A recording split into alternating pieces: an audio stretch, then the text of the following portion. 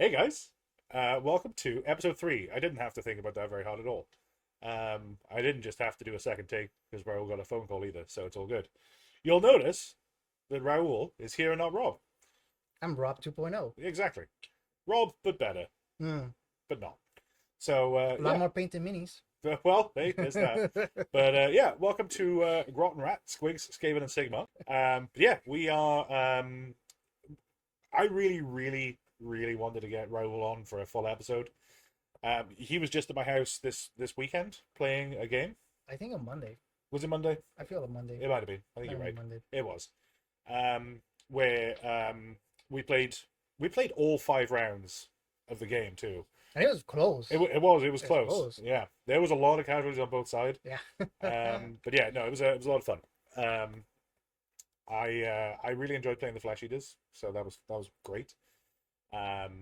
But if you've watched any of our previous episodes or caught any of the streams or just been anywhere near me, you will have heard me talking about the bet that Raul and I had going on at the end of the year. We're still going on. There's There- still a bet going There's, in the air. there's another bet going on, which I've already talked about, where I have to finish everything by my birthday this year. Which, let me tell you, I didn't do any painting yesterday because the night before that, my daughter was in my wife and I's bed, and I was getting like kicked up the nose and kicked in the unmentionables, and Nice.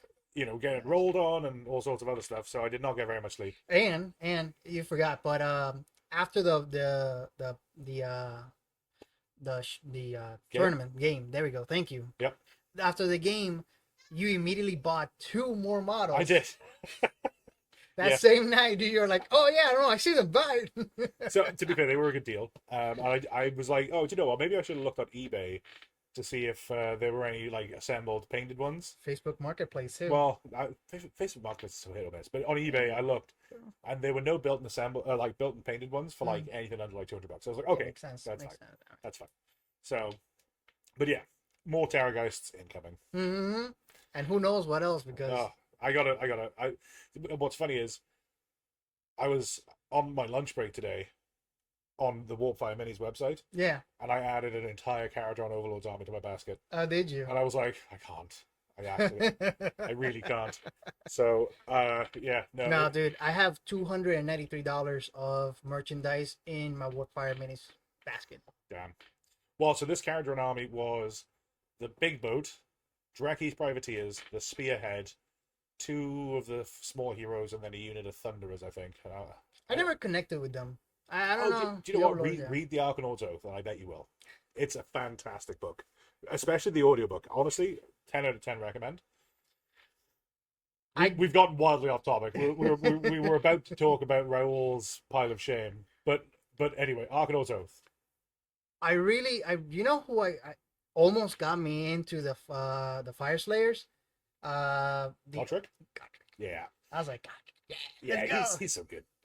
And he's like, peak Warhammer from back in the day too. So yeah. he's no shit skinning kind of guy. Right. But yeah, the challenge that, for those of you that don't know, maybe this is your first episode, welcome. Don't forget to like and subscribe. Rob's not here to say it, so I'm gonna have to do it. But yeah, Raul's challenge was, I think you had what, just over 3 months? I had 2 months and some days. Yeah, okay. Because I did it at the late October. Yeah. Last week or so. So we'll call it 2.5 months. About that. I can see it. We could check the footage where I was streaming, Raul's hanging out, and said he has a bunch of stuff that he wants to get painted, and I'd been talking about how I wanted to get everything built by the end of the year, which I didn't do. And then it came about basically that I said to Raul, hey, if you paint your entire, in fact, you said I want to paint everything by the end of the year. Yes. And I said, if you do that, I will buy you the 4th edition Age of Sigmar starter box when it comes out. Right. And I said, if I don't, then I'll buy you the 4th edition. Yeah. And I couldn't do it. I failed. Not that many models, believe it or not. You were achingly close. Yeah, I really was. It was coming down to those last days, but I was burned out. I bet. I mean, as much as I enjoy giving you shit about failing the challenge, honestly, that is the farthest thing from a failure I have ever seen. And it's because, and I'll puff you up on this too, right? Because this man painted, what did you say, like 300 and something minis? I believe it was, if I'm not mistaken, I have to double count, but 344. Yeah. So in 2.5 months, maybe less, you painted 340 odd minis. That included things like Space Marines and Cathay and tons Big of boxes, big though. big boxes of stuff. All of your Hellsmith, yeah, just an absolute ton of stuff. One of the next time that we have the time to do it, one of the things that I would like to do is take take that camera to your house, lay everything out, and then shoot like a full video of everything you have painted, because I Yeah. feel like it's honestly such a huge achievement. And the thing is, Raul is also a very good painter.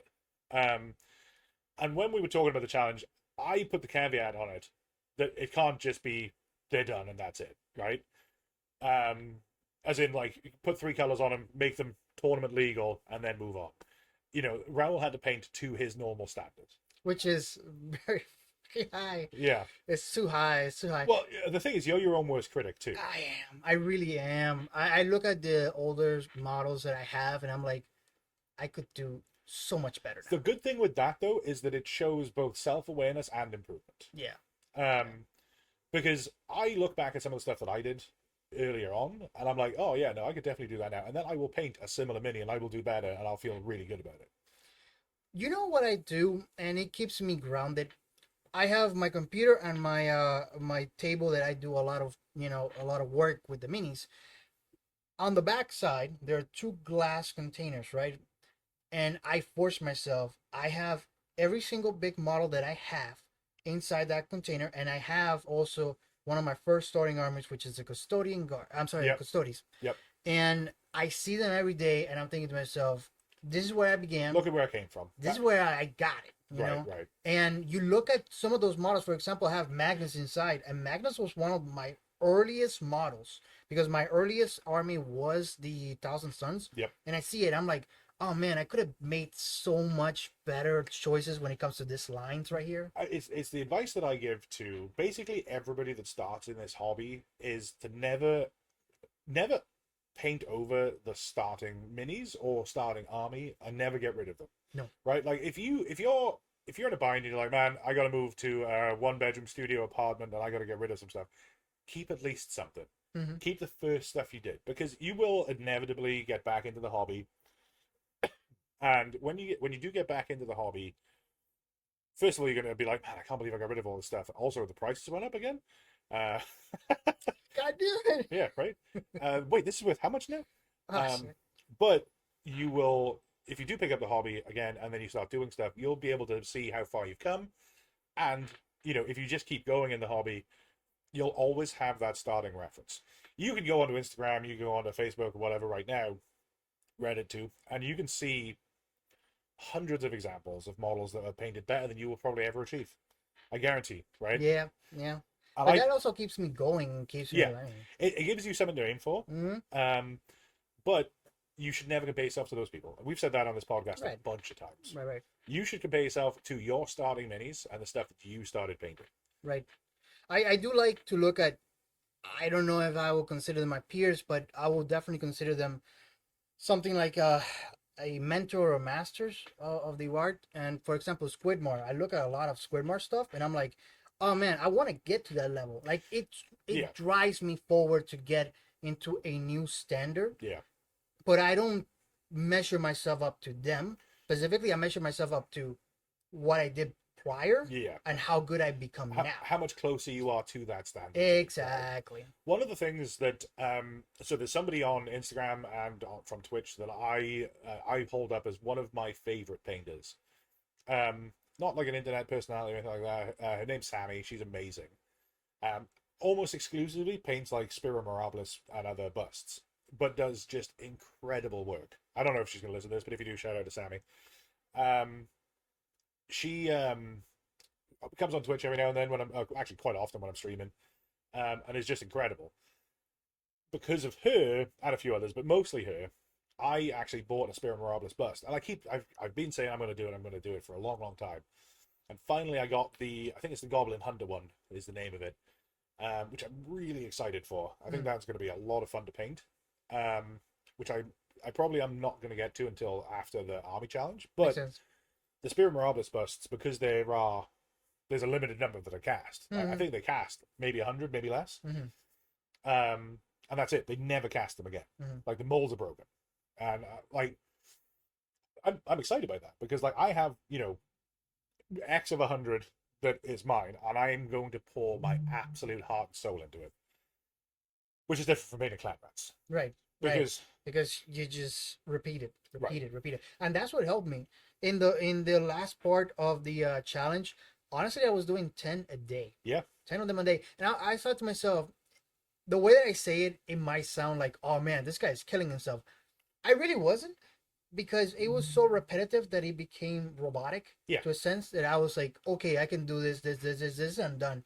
So it wasn't as bad as I might sound because of the number, but not really. I mean, I've said it on stream a few times where I will be painting clan rats, and I paint them in blocks of 20, right? So, and it takes me 12 minutes a clan rat is what I've got it down to, more or less. And it was actually slightly less in the last batch.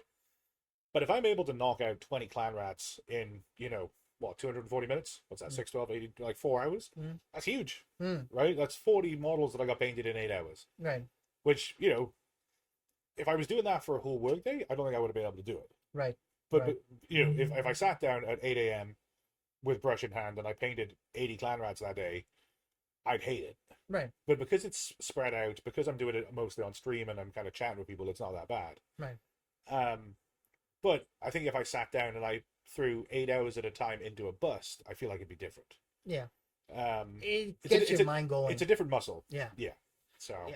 Absolutely. Oh, by the way, just a quick before we move on. First of all, shout out to Squid Bar because they're fucking fantastic. Yep. But I actually talked to them and they're super nice. They come across that way, and I've never spoken to them, but they do come across that way Right. on the videos that they put out. All the social media stuff from them that I've ever seen. I went into the tournament last year and I wanted to go to this tournament this year. I still have a few days, so I don't know if I'm going to be able to enter or not, because I kind of wanted to do something which I'm not going to say because I want it to be a surprise, but it's 40K related. But I went into the tournament last year and I was like I wasn't super upset, but I was like, oh man, I lost. And I get why I lost, and there's no questioning about that. But at the tournament, I was like, oh, man, I lost. But thank you for Squidmore.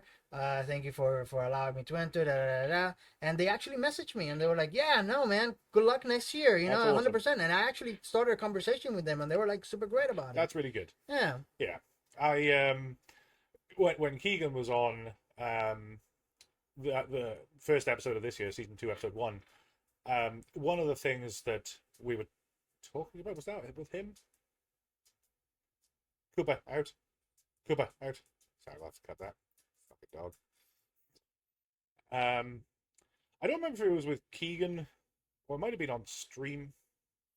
In fact, no, it was when I was on stream, and one of the guys he'd gotten a message from some comic book artist, creator, something like that, wishing him a happy birthday. Yeah. And I was like, oh, that's really cool. And then the conversation basically went as, 30 seconds basically got him a comic book customer for life. Now, I don't think that guy was sat at his keyboard wishing people a happy birthday that day, thinking, great, there's another customer for life, there's another one, there's another one, there's another one. Right. I think he was doing it because he's genuinely a good guy. He enjoys interacting with the fans. Right. And I think that's true of Squidmar as well. Right. Is that they're the kind of people that although they are one of arguably the largest painting channels on YouTube and other stuff, obviously they do other stuff, they are still really grounded with the fan base. They enjoy interacting with the fans, and it still feels very fan driven, especially things like the stuff that they do locally with like helping people with their piles of shame and all that stuff. I really want to win, because it's probably going to, but let's put it as a win, not if. When the channel becomes bigger, I still want to do that stuff. I want to be more grounded, man. Every time we get comments on the channel, I always try my best to respond to comments. And there was one comment, my favorite comment of the channel so far. I can't remember who put it out now. You'll know if you keep watching and you put it out, then make another comment below, because that obviously made me laugh so much.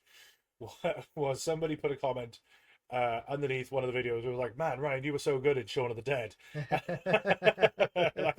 and like stuff like that is like genuinely hilarious to me.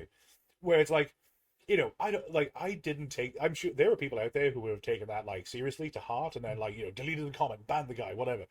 I thought it was hilarious. So Yeah, no. don't take yourself too seriously, like Right, have yeah. fun. Um, We're throwing dices in a basement like setting with the fucking my minis, and man. then one of my other favorite comments is the comment that the Stormkeep left. And I talked to oh hell, I've forgotten his name. One of the guys from the Stormkeep. I'm annoyed at myself for forgetting his name. Anyway, and their comment on the video was because I can't keep track of the episode numbers. Was like, tune in next week to see if local man can count to 9. And I was like, man, that is genuinely. I love stuff like that. That's great. So, yeah. Yeah, keep commenting on the videos, guys. First of all, I just enjoy reading the comments and then replying to everybody. But also, they do genuinely make me laugh. So yeah, like the channel is going to grow. There's a lot of passion in this channel, right? Like, the three of us, me, you, Rob, like we are putting a lot of effort into it, not with the goal of, like the joke is we're going to become uh, Megasaurs. more famous than the Pope and richer than the Saudi prince, right? Hell Like, yeah. I can see myself with a turban just being there on there the you go. stand like oh. There you go. But yeah, like that is to me the one of the greatest things about this channel is we get to build up and interact with an incredibly like-minded community. Mm. Okay, do you mind to shut that door? Just move the fan out of the way and set it back up where it is once the door's shut.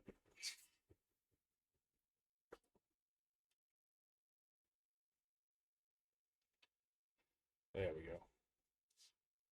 Is the fan picking up the No, it's good.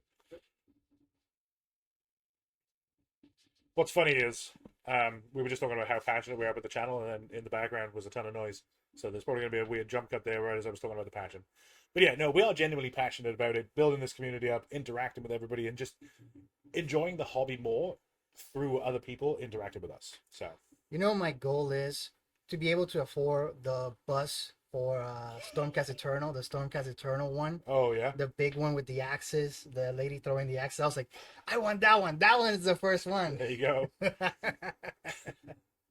I forget. I think it was Weta Studios. They did the Stormcast helmets fairly recently. Do you see those? And I was like, oh man, that'd be amazing. Then I looked at them, they're tiny, and I was like, well. Dude, there's one that you can wear like a space marine. Yeah, I was yeah. like, oh yeah, let's do that. that's it. We're gonna get a Joy Toy Knight because, of course, Of course. they're the same size as a Warlord Titan, by the way. Really? Yeah, exactly, like same height. Oh damn, that's big. Also, a quarter of the price. Well, So you could totally just proxy a Warlord Titan with a Joy Toy Knight. Just FYI, if you got 500 or so bucks lying around, but there you go. buy yourself a Joy Toy Knight, and you're in. But yeah, so I wanted you to come on because I wanted you to talk about, because I know you already mentioned like you at the end of it you were kind of feeling burned out, but like what was your process? You sit down on day one after you and I like made the bet on Twitch, and you're sitting there. There is a video, and maybe what I'll do actually is we'll cut here in a second, and I'm gonna put the video that Raul sent me of his pile of shame. Ah, yes. So here's a cut. So you can see in that video Raul kind of talking through his pile of shame and just kind of like sweeping across it. And there's a lot of stuff there. What's not shown there is the stuff that he bought between that video and the end of the year, which included the Crux Terminatus box. And what else did you get? Did you buy some more Hellsmiths? I think you did. You picked up more Hellsmiths? No, that box is the only one that I have for the Hellsmith. I still have them with Rob, the other Hellsmith. Oh, okay. I still haven't done those, guys. Not because of anything. It's just because I kind of want to finish this. Yeah. And with the Christmas stuff, Yeah. it kind of destroyed me. What else did I have? I had the Cathayan box, the big one. Oh no, I mean stuff that you bought. But Yeah. Because like the video kind of goes through showing everything that you did pick up. Oh, okay. So I bought 2 Space Wolves boxes, the Combat Patrols. Yep. I bought 2 one of the Imperial Fist one. Yeah. What else did I buy? Ah, man. I feel like I bought something for the flesh eater quartz, Okay. but Oh, was it the jury? It was the jury. I think it was a no, it wasn't the jury. Oh no, crypt card. I bought a crypt Oh, card. crypt card. Okay. Crypt card unit. I bought, man, The point is that he added another probably what 100 models. 200. No, it couldn't have been. You couldn't have had 100 to do and then bought another 200. Let's double check here for a second. Okay, so the two wolves, the Space Wolf combat patrols that I bought was about 20 guys. 20 guys in each of them. So 40 guys there. So call it 20 for the Space Wolves. 20-ish. 38 for the crooks box. No, 25. Is it 25? It's like 20, 28 models, 25 Terminators. Okay. Because it's. Oh yeah, because of the little guy. Yeah. Okay, so we are about 60, 65. Yeah. Then you have the Imperial Fist. That was about 15 to 16 models inside. So we are going into 70 something. Yep. And then the Crypt Guards another 20. No, 10. 10. So So we're 80. looking at 80. So around 100 Yeah. something. Yeah. So you added an extra third. If you hadn't have bought that stuff, you definitely would have been getting an Age of Sigmar 4 box off me. I believe so. Yeah. But at the same time, I am okay with that because the last one that I had to paint, the last big boxes that I had to paint was the Flesh Eater Quartz And Alariel. and Ilario, and the Xiaoming. I feel like you keep her an off Alariel because you're falling into the trap that every painter knows of what I'm about to say right now, and it's the I'll paint her when I'm better. I want to wait until I'm good enough. Not only that, I feel like that is a good one, but not only that, it's a scare factor into Yeah. it because you look at the model It's and an you look at the intimidating model. Yeah. Look at the model inside of the art of the box itself, and you think to yourself, how the hell do I paint it like this? I know. Like there's so much going on in the model. I think you almost have to paint the beetle in NMM. Right. Right. I think, right? Right, yeah, you have to. I think that you have to paint that NMM style with the light interaction with the shell. I think that's how you have to paint that beetle if you want it to look like the box art. Right. Or you have to do just like, I guess, the heavy metal style, which is like painted black, highlight up with like a gray, with the blue, with maybe an undertone with a green or something like that. Very, very vibrant colors. Yeah. That scares me, man. Yeah, well, I get it. Anyway, the point I wanted to make with all of that said was we're often our own worst enemies with stuff like this, right? Because I have a goal of paint everything I have. And I've added 2 Terrorgeists to it, and I've added the Titus box. To be fair, the Titus box isn't so bad, because it's only like 5 or 6 milis. Yeah, but the models themselves are a little bit, Yeah. especially the humans. Yeah. Not the Space Marines, but the humans. Yeah. But yeah, we're often our own worst enemies in that we will set ourselves a goal and then self-sabotage. Yeah. And that's difficult to get around from a hobbying point of view, because especially when I feel this when I'm hobbying. You know, I painted 50 rats, right? I painted this in the last couple of weeks. I painted like 40 clan rats, 10 storm vermin, and then a slack handful of rat heroes. And I was like, man, I want to paint something else, right? And if you don't have something else to paint, but you know, you have another 20 rats to paint, you'll pick something else up, and then you won't paint those 20 rats. So. Not only that, but it also comes down to it is still a tabletop game. Yeah. And rules change a lot. So and the points even. The points. So look at the newer point system for the Skaven even.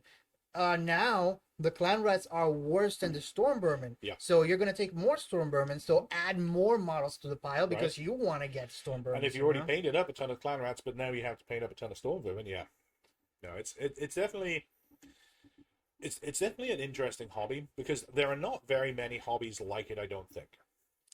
That's true. Scale modeling is different because. And Gundam is different too, right? Because it is. It really is. Somebody out there, not us, somebody out there needs to make a Gundam game. Don't they have that in Conflict? Do they?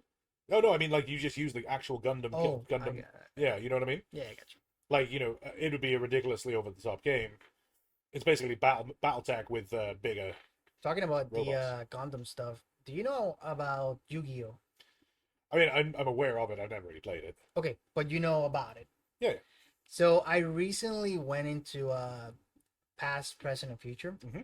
I went into the Gundam section, right? Okay. and I was looking around, and I saw a winged dragon of Ra, which is a yellowish dragon, gold. And I said to myself, and it's a big box. I'm talking about. Have you seen the Crux box? The big Yeah. battle. That's the same kind of Oh box. wow. Okay. It's just thicker. So I was like, I will do it. I'm about to buy that, and I bought that. And let me tell you, now I have this because I'm better at painting.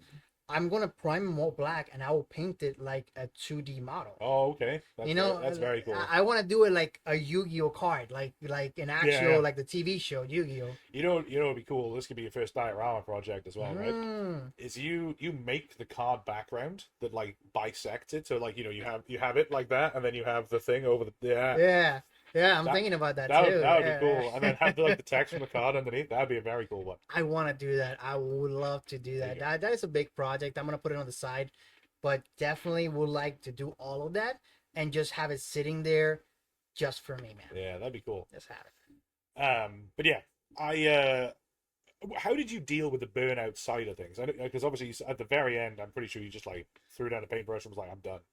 Yeah, I did, but not only at the very end. I had moments in time in November when I was like, I don't want to do this anymore.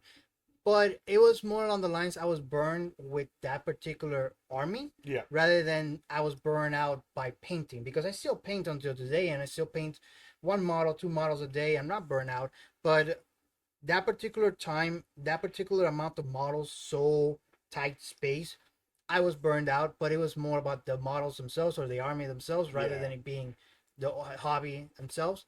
So what I did is I changed. I went from Hellsmiths to my Terminators to the Cathayan, and then I just went back and forth It's there. it's nice. I feel like when you're doing stuff like that to be able to exercise different skills, Mm-hmm.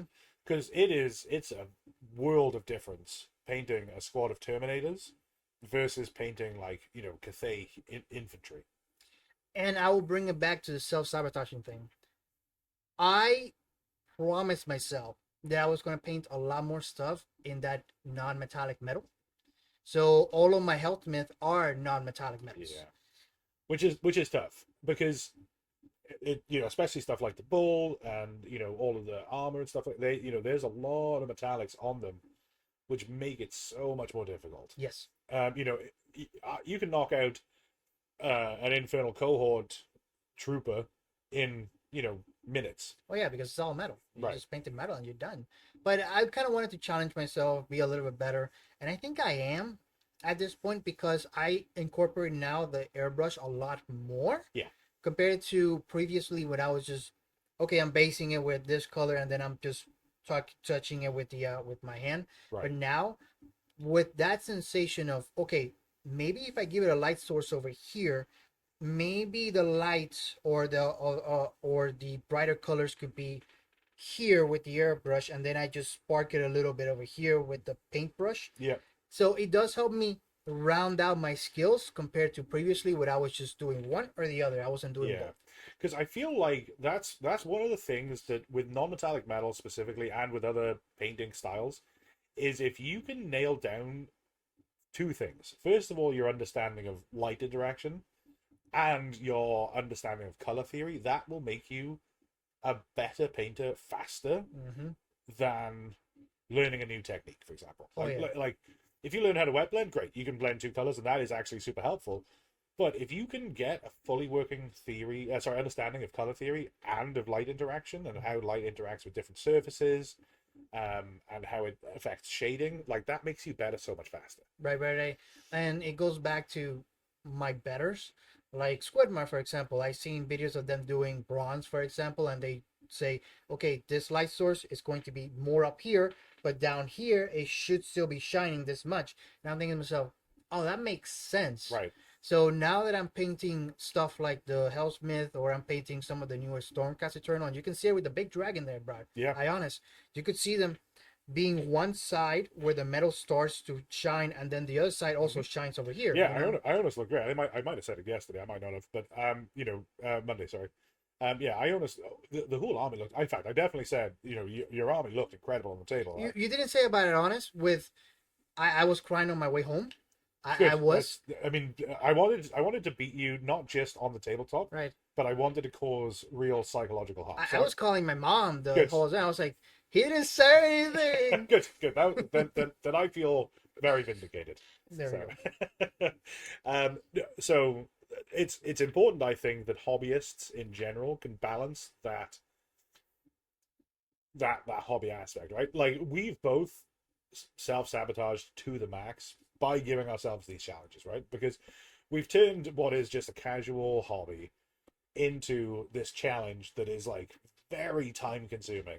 I also think that is a good thing Oh, me too. because it It's fun. feels like it's fun. It's fun, but it also gives us a hurry the hell up Right. like situation where we want to play these armies, but if we don't do it now and we don't challenge ourselves, we're never gonna play this army. Right. We're gonna Exactly. sit it on the shelves forever.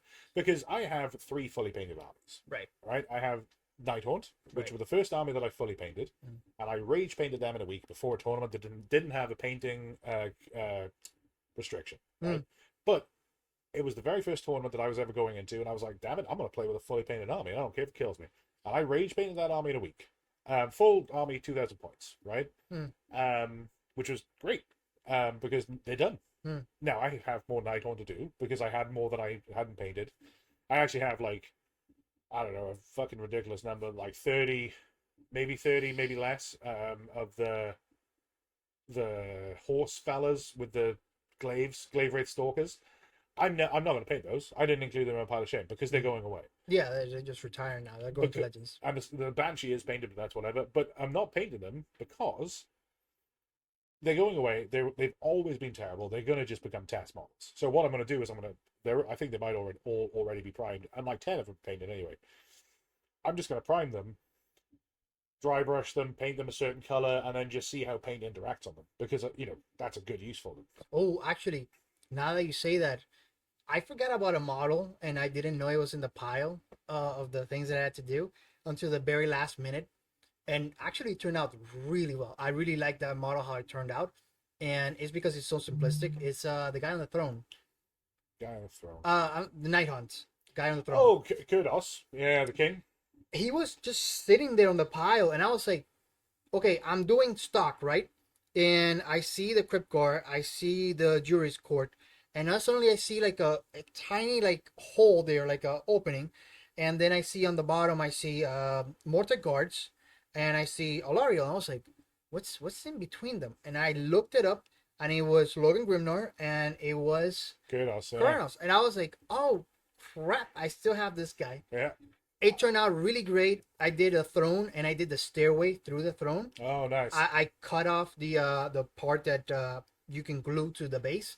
I cut that off, and I actually made it like a stairway, so it looks like it's sitting on on the throne. On the stairway is just underneath him, Oh, nice. while the hammer is like going down like that. That's cool. I'm like, that one turned out so well, and I don't know why, but I really liked how my Night Hunt turned out so far. What I have, to the point that I put him in the glass case. That's good, man. I put him in the glass case, man. That's great. I think that when you do hit a model just right and you're like, oh man, this actually looks really good, it is such a good feeling. Yeah. Because I mean, I don't think there are models that I've painted that I hate the paint job on, but there are models that I've painted that I don't like how they look when they're done. Yeah. So the Celestin Prime is a good example of that. I painted him. He's like 95% done. I could just call him done and be happy enough with him. But I feel like that last 5% isn't going to save the model in my own eyes. So I'm disincentivized almost to finish him. Plus, his rules suck. So it's like, man, I don't want to finish this guy because I'm never going to use him. You know, an army. Actually, I got it into my head. I don't want to do this anymore. When I was building them, and that was a Cathayan. I could see that. The old world stuff, I don't know what's going on. I don't know if it's just Cathay, but they're so complicated. It's the specialist design studio is the problem. So for those of you that don't know, Games Workshop split up into several different, I guess, like companies internally. Yeah, sub factions. Yeah, and you have like Games Workshop itself, right, which is the main arm, and they are the ones that produce all of the plastic minis. They produce 40K AOS, all that kind of stuff. But then you have what's called Specialist Design Studio.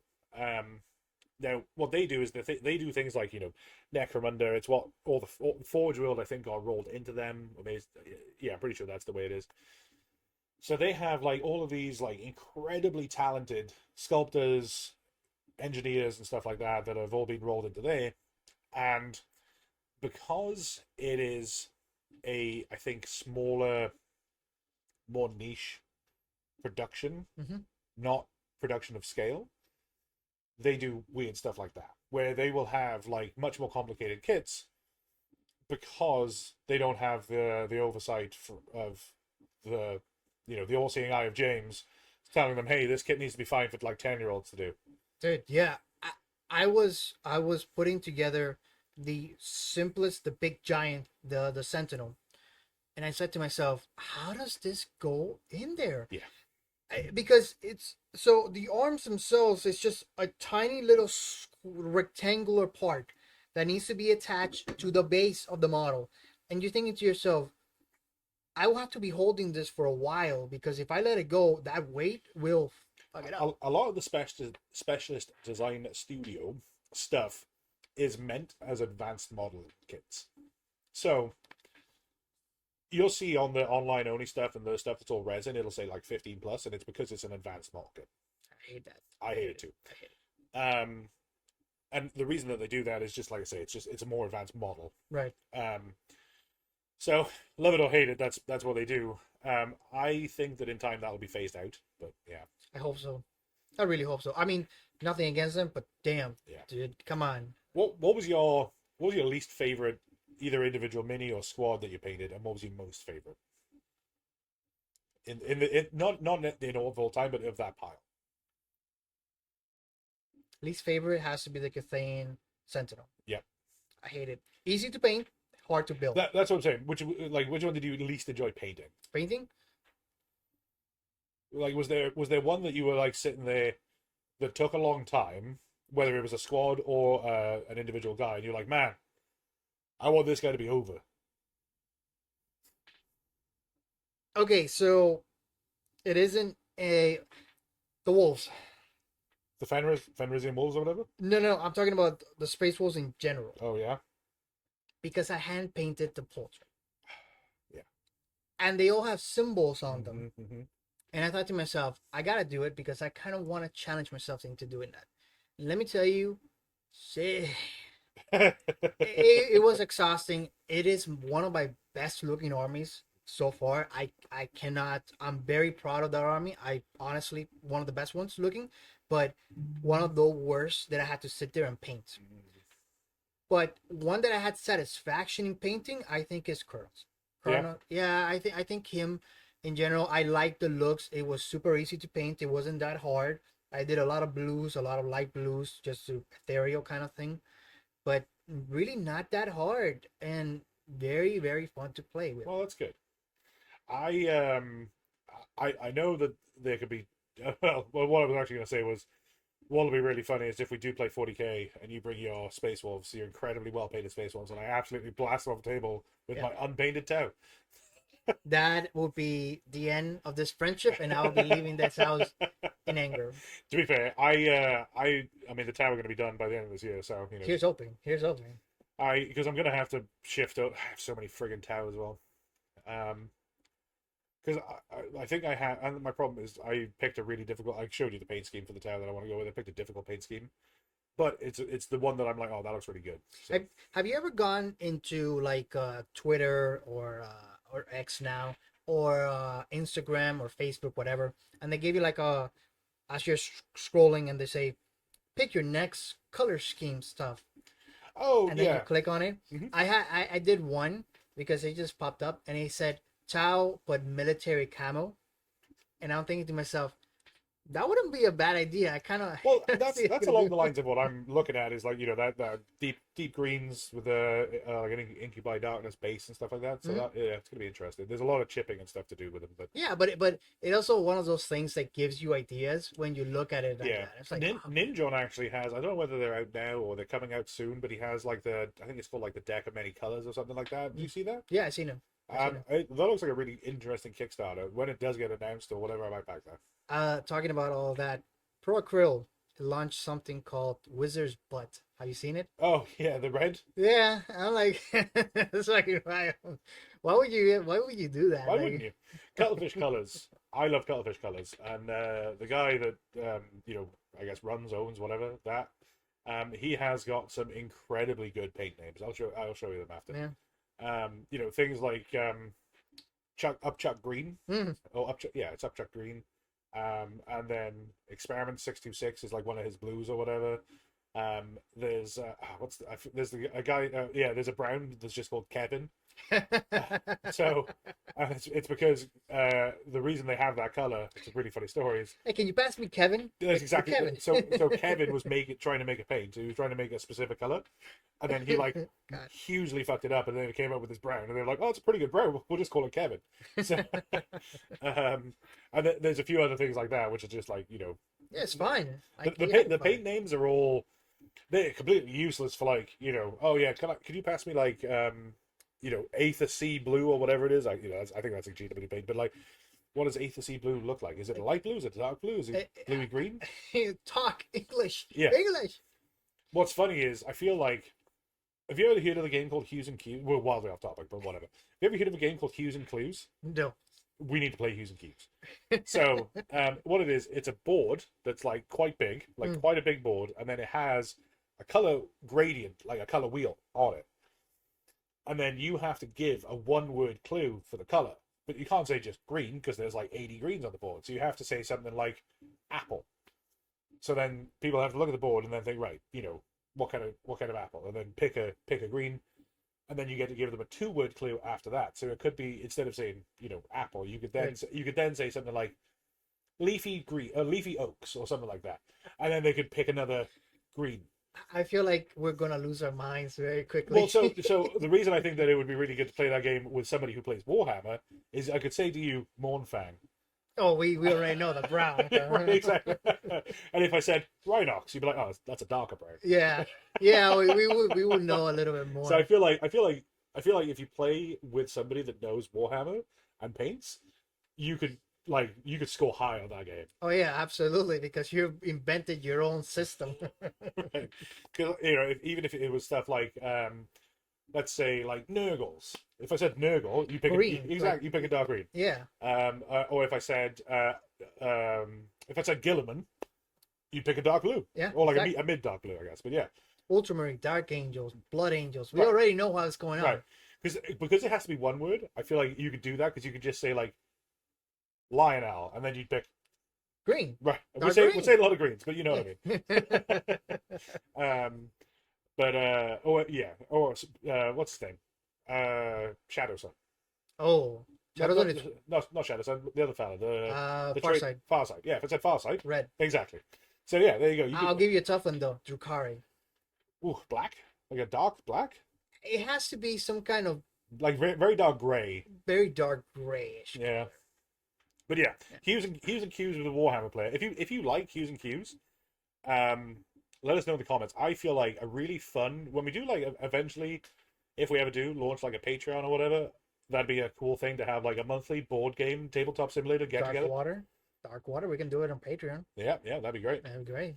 So yeah, Or you could do like one of those 24 hours thing, and we just start painting over here on this table. So probably at some point, maybe this year, maybe next year, I would imagine that over the summer, maybe Shona and the kids will maybe go to the UK, and maybe I won't go because I got to look after the dog, and there's a few other bits and pieces, whatever. And if that happens, over a weekend, we will do something like that. We'll have a few people around. Mm. We'll set up some cameras. We'll do like a long 24-hour stream-a-thon. We'll put it on YouTube, do all that kind of stuff, and then we'll maybe even set a challenge. There's a YouTube channel I really like called Battle Camp. I don't know if you ever watched that. I don't think I have. So they do these sorts of challenges. I spoke about it on the Keegan episode, I think, episode 1, where basically it would be me, you, say Keegan and Rob, right? We would all have a challenge beforehand, and it would be like buy an old world army on eBay, and then over the course of a weekend, we all have to get together, paint it, Rob's fucked, Immediately. Immediately fucked. Immediately. We have to paint it, and then we have to play a game of Old World. And then after we play the game of Old World, then what they do is they then sell the army and try and make a profit on it. And then like you get points for how well your army was painted. You get a point if you won the game. You get a point if you came in under budget, and then you get a point if you sold for a profit. Right. Right. Right. And then they whatever. I think that would be a good idea. I kind of want to do that. Yeah, Yeah. right. Yeah. We don't necessarily have to sell them. We can probably just keep everything. But Yeah. yeah. Yeah. I feel Lock like somewhere. yeah. I feel like that would be a really fun thing to do. Is just like get a few friends together. Because there's a very funny reel on Instagram as well. I might have sent it to you. I definitely sent it to a few people where it's like normalize having a boys' weekend away. Yeah. Where you go and just do Warhammer. It's like four guys that have obviously just gotten like an Airbnb and they're all there just like eating chicken wings, painting. Yeah, that we talked about that in the last Warfire minis Yeah. tournament. They were like, we should do this and we should like just get up a couple of beers and just come over here, Yeah. just paint. I think to myself, yeah, that would be a fun idea. That would Yeah. be a cool idea to have. Because it's not that I don't want to do it when sure the kids are here. It's just more difficult to do it here. Right. Just because I don't want to be like, hey, could you take the kids out for the entire weekend? Yeah, it's hard. I think it's hard to be a parent and at the same time turn around and be a buddy. Yeah. At the same You're time, one or the other. Yeah. If everybody's around at your house, if you're at somebody else's house and you can just be the buddy. Be the guy. Yeah, I can be like, hey, look, I'm gonna go hang out at Raul's house all weekend. I'll be back on Sunday night, and then through the week you make it up to them. You're up with the kids. You're making breakfast, lunch, dinner, whatever you're doing. You're doing Right. like all that stuff, but it's hard when you're here to So Yeah, it's really hard. It's really hard being a parent. Thank God I'm not one. I'm good. I'm so far good because I make poor financial decisions. So I don't need kids. they are. I love them to bits, but my children are my poorest financial decision to date. Like you imagine how many Warhammer you can buy? yeah, now? if I didn't have to feed them like cheese strings and juice boxes, Yeah, man, dude. I'd probably have a couple of Wall of Titans by now. So and fruit. My goodness, the amount of fruit my kids eat is unbelievable. Oh, that's good though. It is. That's Yeah, good, yeah. it is. Like I'm single-handedly propping up Chiquito right now. So yeah, Keeping them afloat. yeah, and the man from Del Monte too. Me and him are on first name terms. So. But yeah, what else were we going to talk about? Oh, actually, I want to talk to you about something before. I actually had two ideas, but the first one, Warfire minis. Where are we going? Yeah, May. in May. So I think I have the clearance. You ready to paint? I think I'm probably going to play Cruel Boys because there's absolutely no shot. So the only army that I would consider taking, and I don't think I'm going to win with it anyway, but the only army I would consider taking instead of my Cruel Boys is my Iron Jaws, who are not painted. Not Flesh Eater? No, I'm not going to get them painted in time. You think so? I don't think so. Mm. I like them. I think they play really good. I just don't think I've got the time. I mean, if I focus them, sure, okay, right? Like because I've got a long time, but I already have a bunch of already painted armies. You know what I mean? So it's like, why didn't I just not? I did challenge myself, and I'm going to play something that is very new. So Health Myth for Shoot, which half of it is done. Yep. It's going to be Health Myth. It's going to be Git mod, and nothing is bought, not yet. So you can already expect this to be another challenge like those. Or I'm going to play Siege. Ooh, okay. And I have half of the army built. The other half is just sitting on that Christmas box pile. Yeah. I think Siege would be really fun. I will say this though, right off the bat, I am not, categorically not, whether it's you or Rob or me, painting minis in an Airbnb the night of the tournament. Hey man, come on! It's like let's make it a tradition. No.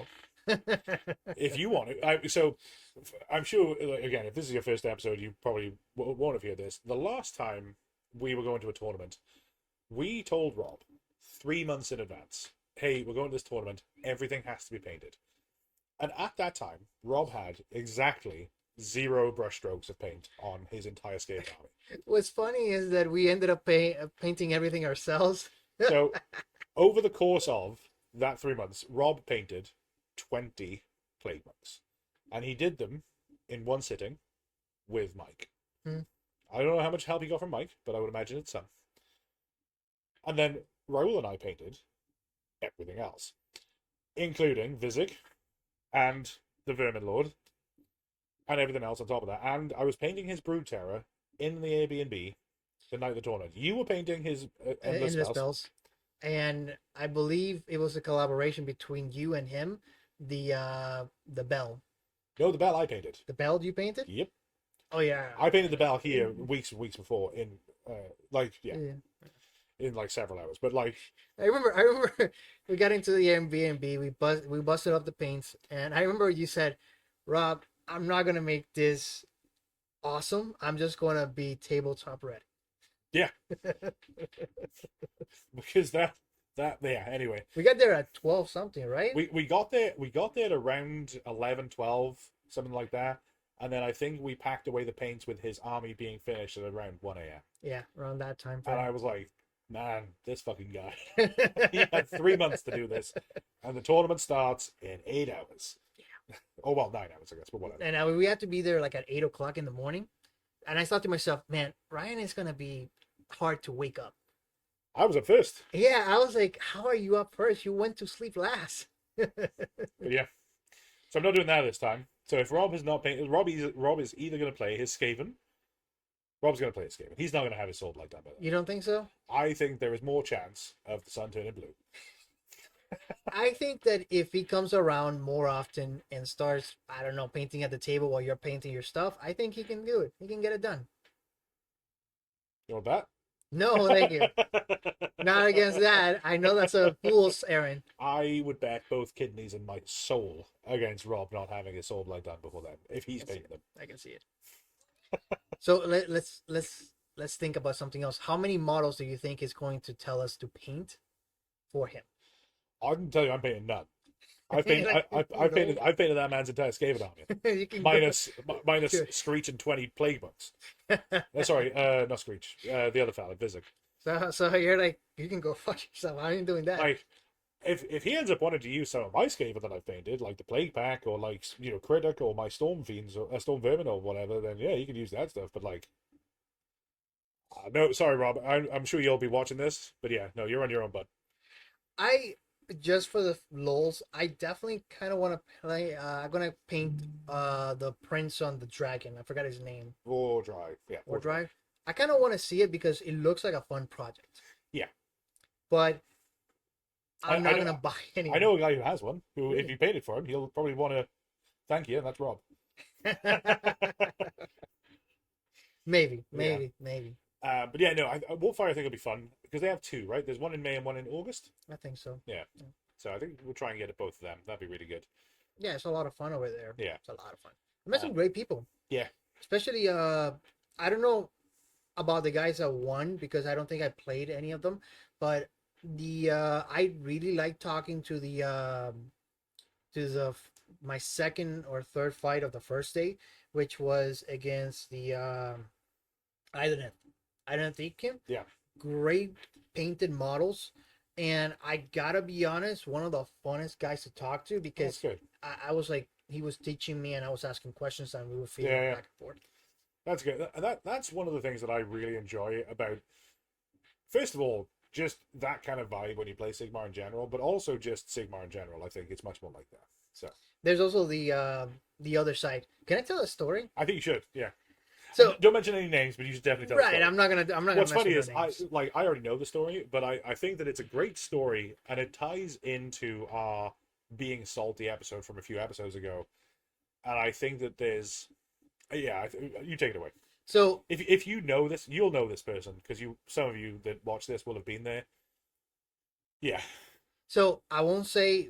Do I say the tournament's name or no? No. I think just say what happened. Okay, cool. So I was in a tournament.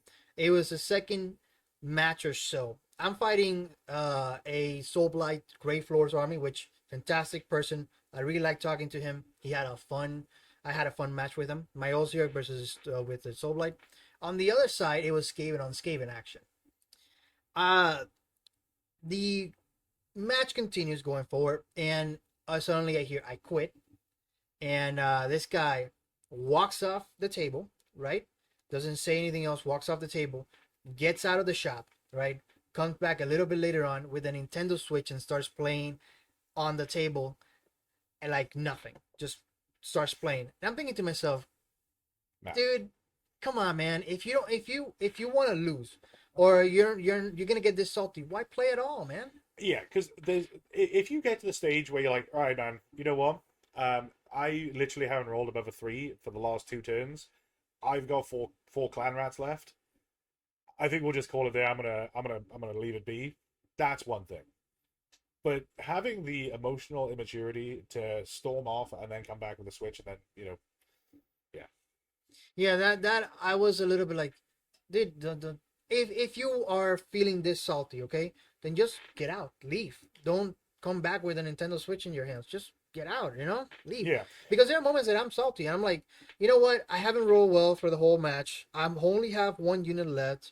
I say, well, good game, man. Let's call it. Let's just talk it out because there's just no point anymore. I only have one unit left, right, yeah. and that's defeat with grace. Right, because that I think shows like a level of emotional maturity to where you're like, all right, well, hey, you know what? We're playing a game. I very clearly lost by a significant margin. You've either played really well, because that can happen too, right? You can just be outplayed, Yeah, absolutely. right? Like if I right now today put my best effort army on a table and I played, let me pick a name, Carson Whitlock. I was watching a video where he got mentioned today, right? He's like the Team Canada guy, plays ogres, incredibly good AOS player. He's over on the Saga Dice channel as well. Shout out to those guys; they're amazing. But let's say Carson Whitlock pulls up at my house right now with his best effort ogres list, and I put my best effort Cruel Boys list on the table. He will fucking beat the brakes off me, no doubt, right? Like I'm done. I'm cooked. I'm not gonna be able to beat him, and that's fine, right? Like Fine. I And sometimes it's just a dice game. Sometimes you're Right. rolling hot. Sometimes you're not rolling hot. maybe because one of my fondest memories is when Rob was here, and I rolled I had Swamp Horde Bullies with my Gut Rippers into unit of Clan Rats, and the average that you should do is about 20 mortal wounds with the Gut Rippers, right? Because you're rolling 60 dice, right? There's 20 of them, so that's 40. Yes, 60 dice. 61 technically with the hero, whatever. So, you roll 61 dice. On a 5-up, you should do about 20 mortal wounds. And I threw that into his clan rats, and I did 38. 38 mortal wounds to his clan rats. That's crazy. That's wild. Right? And it goes back to, actually, now that you say that, the mortal wounds. I had in that tournament, Warfire Minis, I had the Archon, right? At one point, I did 27 mortal wounds with that spell. Yeah, the Curse of Ages or whatever it is. Yeah, Curse of Years or something along like that. And I'm thinking to myself, on that tournament alone, I did 27 mortal wounds. Mm-hmm. The guy couldn't believe it. I wiped off his monster off the table. I'm like, yeah, man, I don't know what happened. It's like when I was playing Michael, who I think is the Soulblight player that you had. When I played Michael at Hey Wanna Play, I charged his one of his Terrorgeists. Maybe it was Usharan. I don't remember now.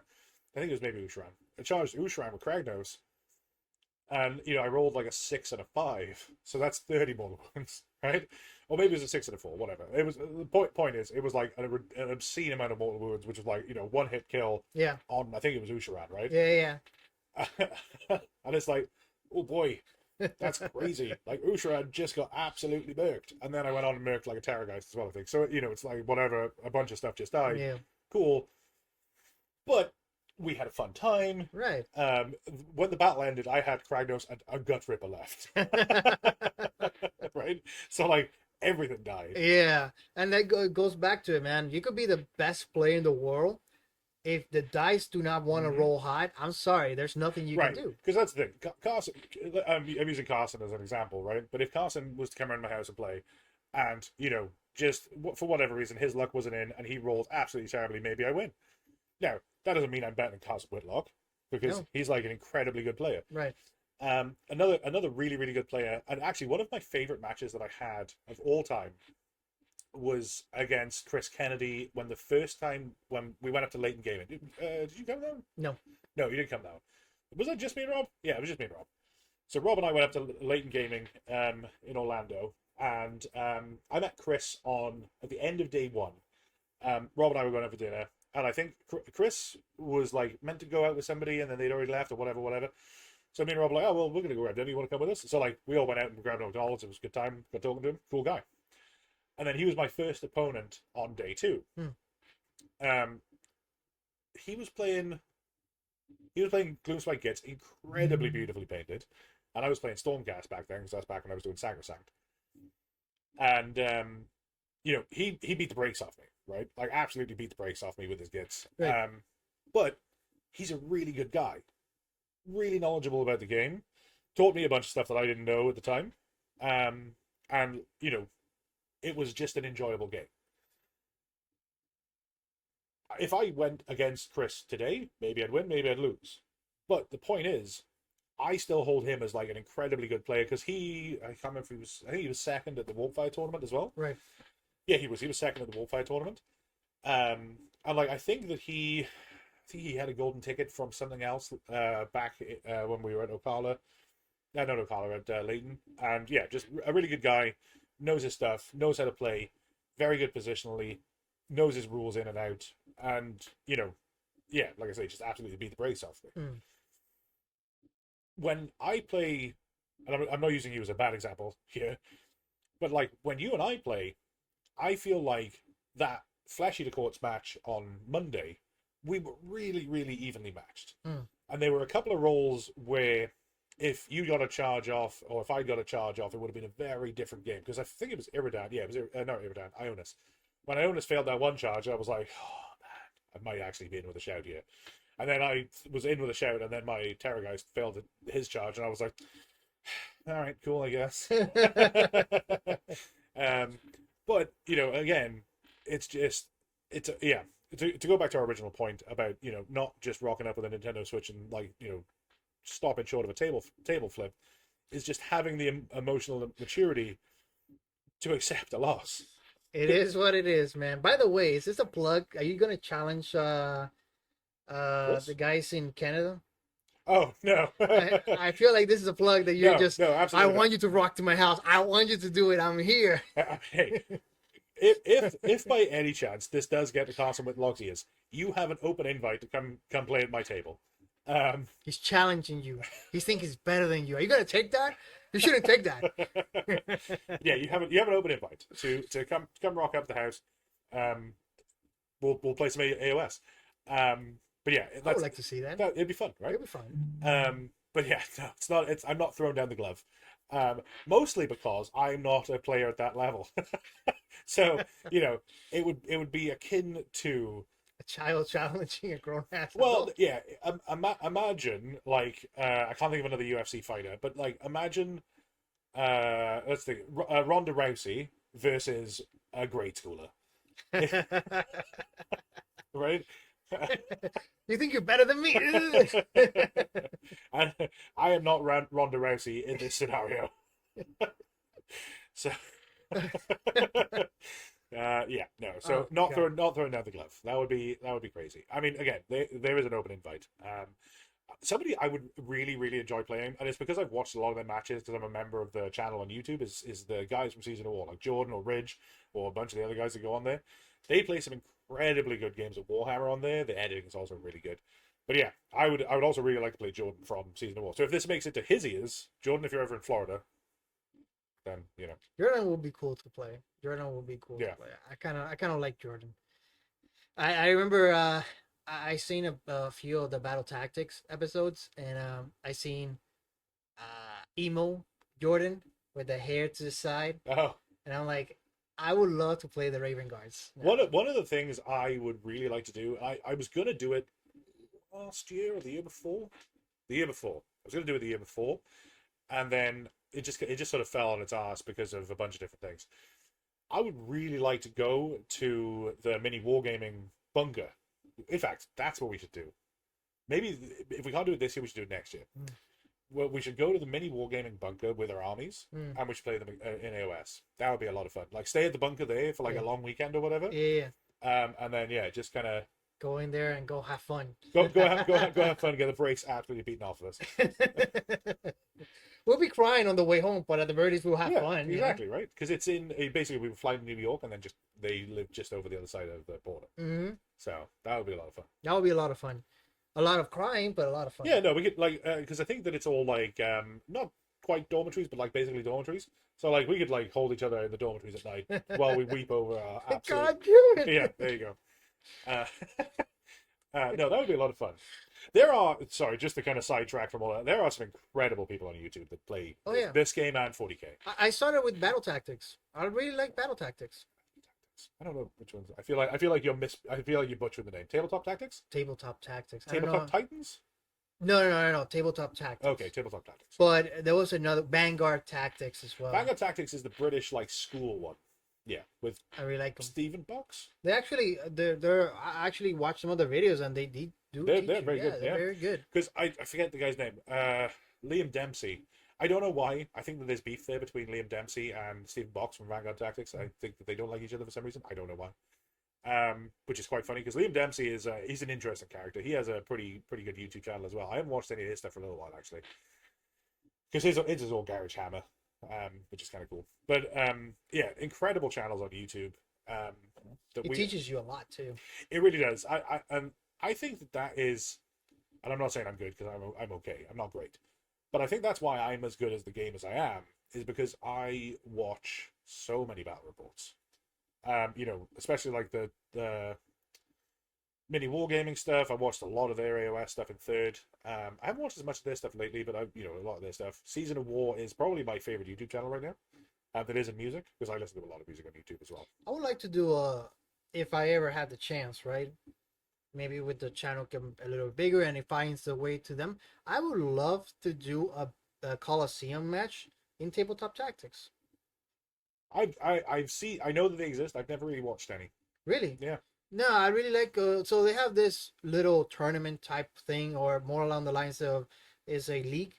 Okay. Which is you have I think 500 points, no heroes. I lied. I have watched that. Yeah. No, that is very good. I kind of want to do one with them because I feel like that will be a lot of fun. Yeah. So definitely, if they find their way through if this makes it areas. Yeah. There you go. There you go. Yeah. The people that watch this video, don't forget to share it to all of those people so that they can see how cool we are. Right. Right. We gotta mix, you know. Yeah. Put ourselves in that zone. It's not even that. I just want to play games with all these cool people. Oh, dude, yeah. Absolutely. I'm sick of playing Raul. Absolutely sick to the back teeth of playing this guy. Skaven. It's really very funny because I've mentioned on the channel before and on stream the very first game, and how we still talk to each other, I don't know. The very first game of 40k that Raul and I played, which was I think your second game ever of any Warhammer game. I thought it was, I thought he played more, and he had his custodies. I had my Tau. I absolutely shot you off the table. Yeah, you tabled me. Like, and turn two. Top of two. Top two, he was tabled. Top two, I was tabled. I was completely fucking on. Yeah, I don't know what, I guess I always been, and I always will be that guy that wants to learn, rather than, be like, I just got tabled, I don't want to play this game anymore. Right. Which, honestly, I think that is why we are friends, right? Right. Because it's certainly not that we like each other. Nah, absolutely not.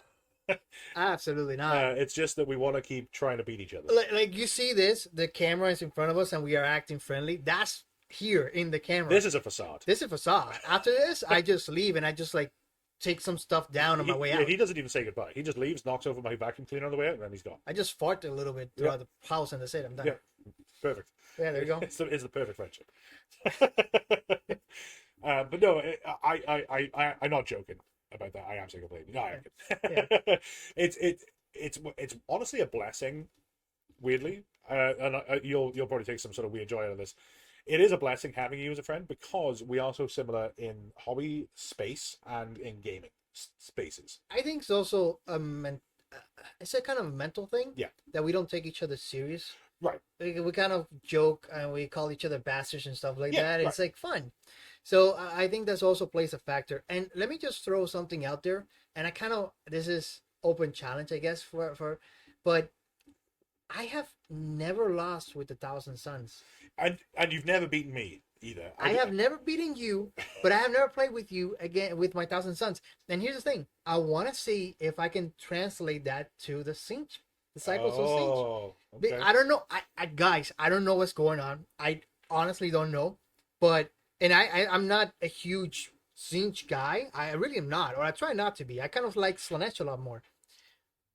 But when it comes to Siege, there's a weird kind of connection where the army chose me rather than Okay. I chose the army, kind of thing. Like the sorting hat. Like the Sorting Hat, yeah. I shit you not. So the first match I had, one wizard versus a legionnaires unit, a whole legionnaires unit, and a Mauler Fiend. No, what was the shooter one? Oh, Okay, so it is the Mauler Fiend, but the shooter one. Forge Fiend? Forge Fiend. There we go. Forge Fiend. They dumped everything they had, both melee and shooting, at me. The thing did not die. Man. It did not. It lived with one single wound, and I did not fail any more rolls after that. I against Nick. It was against Nick, and that was my first game, and that wizard won me the game. Yeah. Because I was winning by points. It was not even closing points. I was winning by points. Everything else was shot off the table. So I'm talking about a Titan. I brought a Titan, shot off the table. I was taking Magnus. A Titan or a Knight?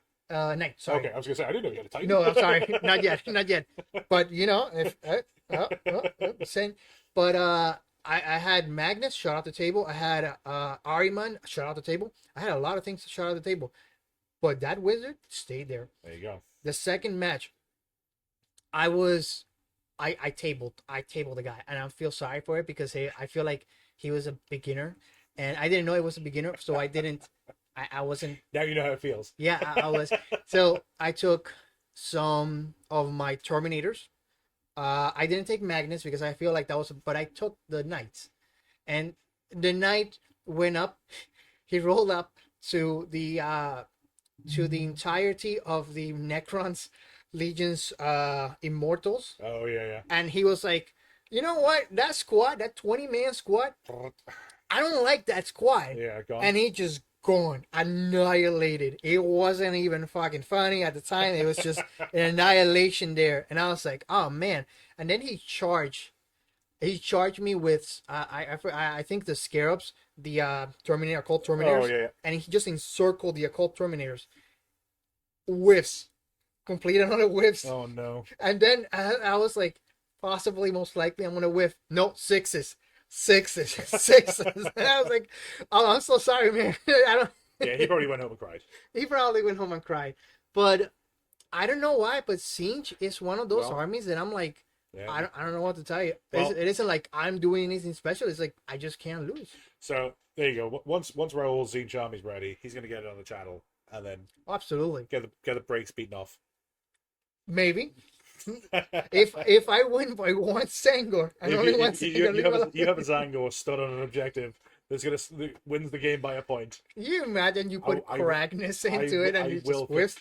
Yeah, if that happens, I'm gonna flip the table. I'm putting that out. I'm gonna get my Nintendo Switch out and I'm gonna play it at the table. Just sits at the corner of the table. Yeah, on stream too. I'm not gonna stream the game. I'm just gonna stream the video of me playing the game. Fucking Minecraft. Yeah. But no, that it's funny, right? You have people like us that are, deeply, deeply addicted to plastic crack, sort of weirdly found each other to play a bunch of games together because we played quite a lot of games together. In fact, let me pull up my tabletop battles. That should be more than 10. Oh, by a long way. So if I go back to the start here. Custodes level? All the way back to Custodes? Yeah, I have the Custodes game right there. 100 to 17, yeah. Yeah, there's one. I'll cut this out. 1, 2, 3. Oh, I forgot about the games of 4.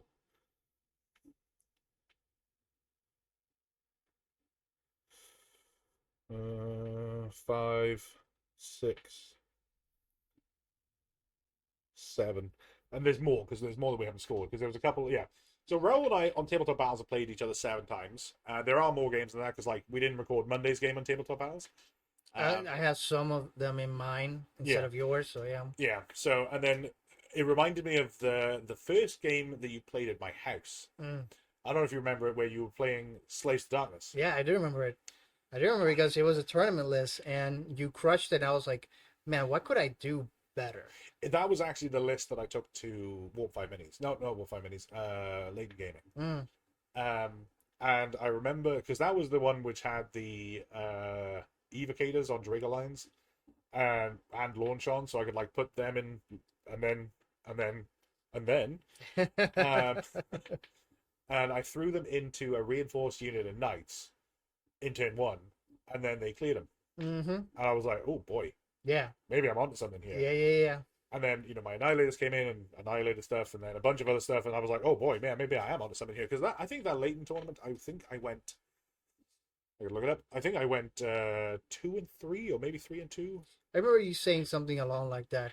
I do remember. I still like third edition Slaves of Darkness a lot more than I like. Sorry, no, second edition, because we're in third, right? This is 4th. This is fourth.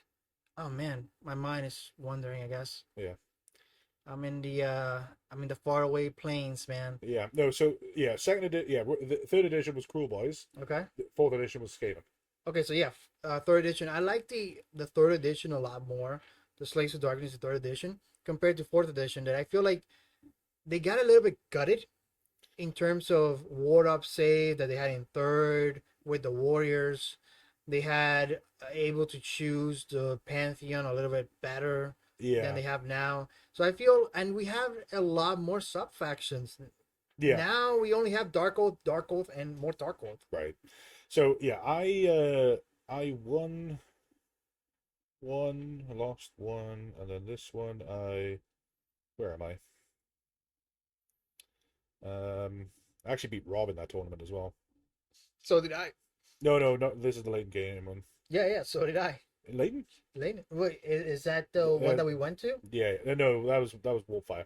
No. I'm talking about the one that I took my slave and the one you took your. Oh boys. no, a different one. Oh, okay. So yeah, I went 3-2. I think it was kind of difficult to look at. It was taking forever to look, but yeah, I beat Robin now as well. But the point I guess I was trying to make in a roundabout way, and there's probably been a cut there because I was waffling. It's not like we've played a bunch of times together, and there are some games which have not been close. Like I remember that game that we were just talking about where you brought your Slaves to Darkness here, and I think I lost an evocator, and that was it. That was it, yeah. And like I tabled you pretty much. Yep. And then there are other games like Monday where it's like we've both got it's the top of 5. You've got a couple of guys left. I've got a couple of guys left, and it's like that's it, right? Yeah. The funny thing is that Slaves to Darkness list was the first list that I ever built for Age of Sigmar. Yeah. So you tabled me both in 40k and Age of Sigmar in my first game. Which is if you ever pick up another game system, let me know. I'll pick it up and table you in that. Absolutely, let's go. Corpus Belly. Oh yeah, I saw you picked up some of that stuff as well. Yeah, I have. I like it. The minis are more detailed than I thought they were going to be because they're metal. Yeah. So I thought, oh man, this is going to be a little bit of a hassle because I never painted a metal mini before. You looked at it's from same company, Infinity. Warcrow. I have. That looks pretty good. I have. Yeah. I like it. I just want to get into one thing before I choose into the other. Yeah.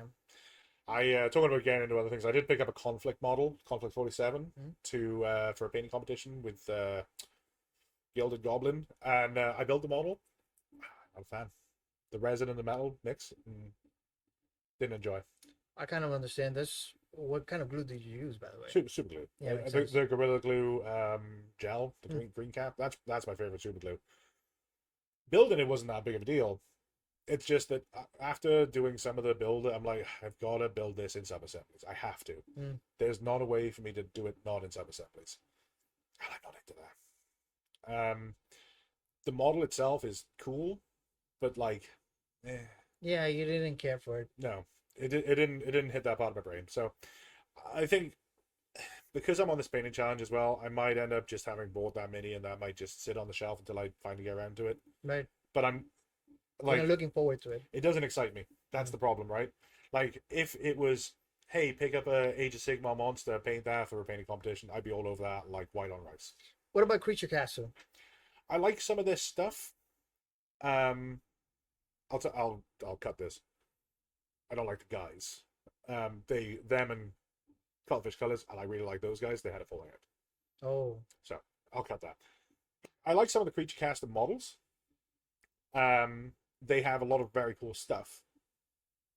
I don't know. I have a 3D printer.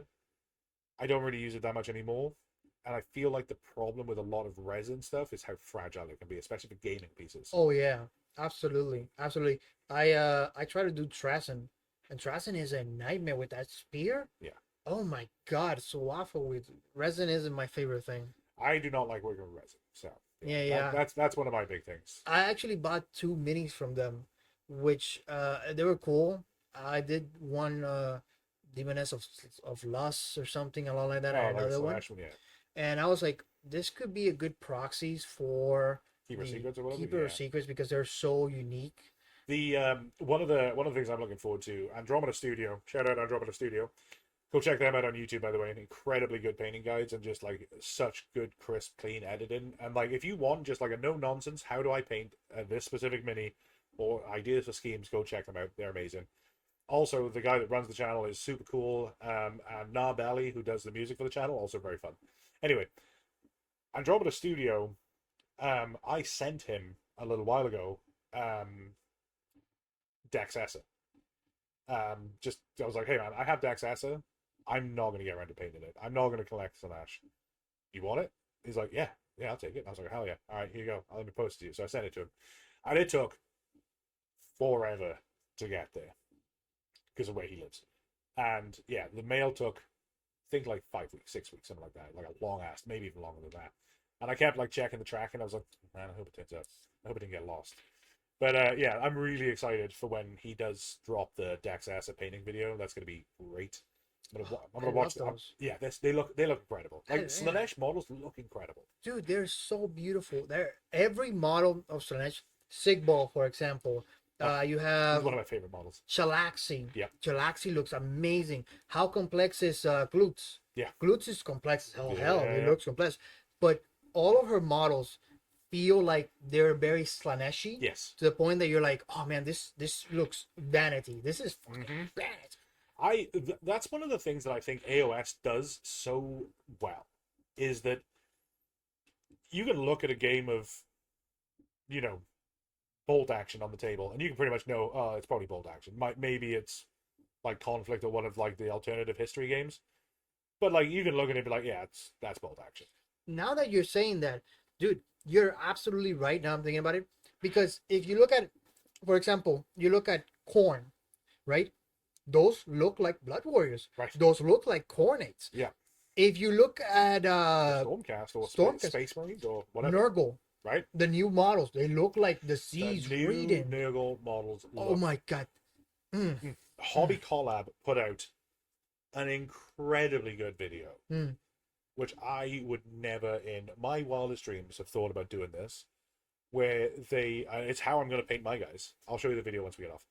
So I saved it, of how to paint like veins on.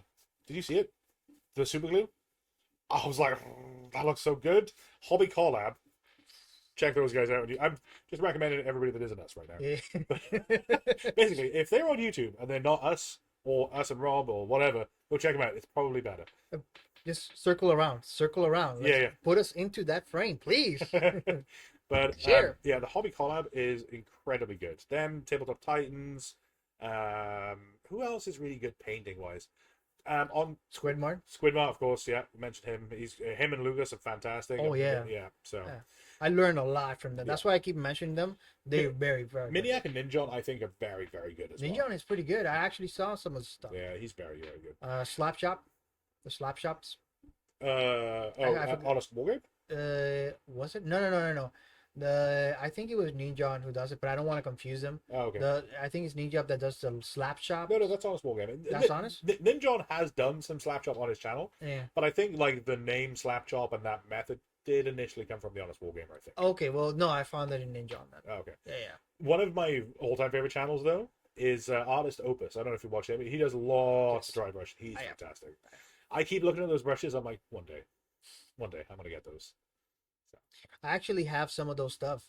Oh yeah, The brushes, they're oh like the dry brushing ones. the dry brushes. No, I only got the regular brushes. Okay. And let me tell you, So I'm using right now. I'm using. In fact, I'm gonna ask you that. I maybe cut this in earlier in the video. I don't know. Maybe I'll leave it here.